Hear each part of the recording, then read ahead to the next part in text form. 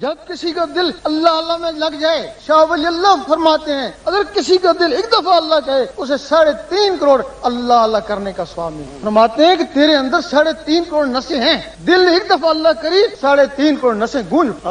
سلطان صاحب فرماتے ہیں 72,000 اور ثواب ملتا ہے اگر کسی کا دل ایک دفعہ اللہ کہے تو۔ یہ جو مسام ہے جہاں سے پسینہ آتا ہے یہ 72,000 ہوتے ہیں۔ دل نے ایک دفعہ اللہ کرا 72,000 آوازیں یہاں سے بھی گونجی۔ پھر علامہ اقبال نے فرمایا پھر خدا بندے سے خود پوچھے بتا تیری رضا کی۔ فرماتے ہیں خودی کو کر بلند اتنا، خودی کا مطلب سمجھایا، خودی کا سرے نہ لا الہ الا اللہ، تو لا الہ الا اللہ کا اتنا ذکر کر لوگ کہیں مجنوں اور منافق کہیں ریاکار۔ ایک اور شاعر بول اٹھا، اس نے کہا گنہگار پہنچے در پاک پر زاہد و پارسا دیکھتے رہ گئے۔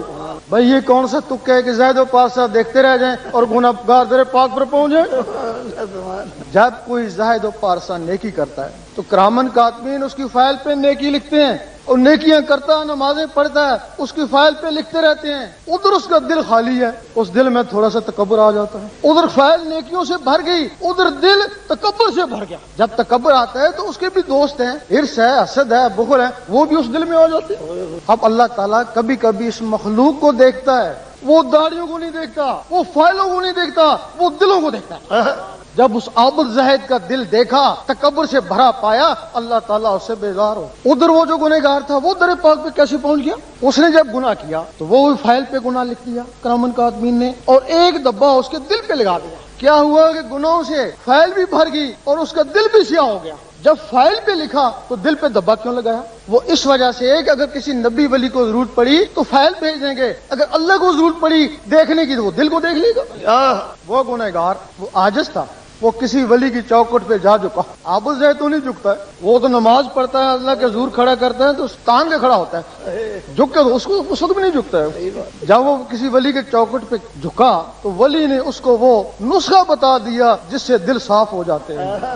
وہ اللہ اللہ کرتا رہا، اللہ اللہ سے اس کا دل صاف ہو گیا۔ وہ فائل کو نہیں مٹا سکا، فائل کالی کی کالی ہے لیکن دل اس کا چمک اٹھا۔ جب اللہ تعالیٰ نے دیکھا تو اس کے بھی دل کو دیکھا، اور چمکتا ہوا دل دیکھا تو اللہ تعالیٰ اس پہ مہربان ہو گیا۔ وہ اللہ اللہ کرنے والوں میں ایک اور خاصیت پیدا ہو جاتی ہے۔ ایک دن حضرت عیسیٰ نے شیطان سے پوچھا تیرا سب سے بہترین دوست کون ہے؟ اس نے کہا کنجوس عابد۔ کنجوس عابد کہ وہ کیسے؟ اس کی عبادت کو اس کی کنجوسی رہ کر دیتی ہے۔ اور دیکھ لو تم عابد و زاہدوں کا حال، گھر والوں سے پوچھو ابا جی کا مطلب کیا بتاتے ہو؟ کہیں گے بڑے نمازی ہیں، بڑے اچھے ہیں، لیکن دل کے بڑے کھنڈے، یہی کہیں گے نا۔ اور شیطان سے پھر پوچھا عیسیٰ علیہ السلام نے تیرا سب سے بڑا دشمن کون ہے؟ اس نے کہا گنہگار سخی، کہ وہ کیسے؟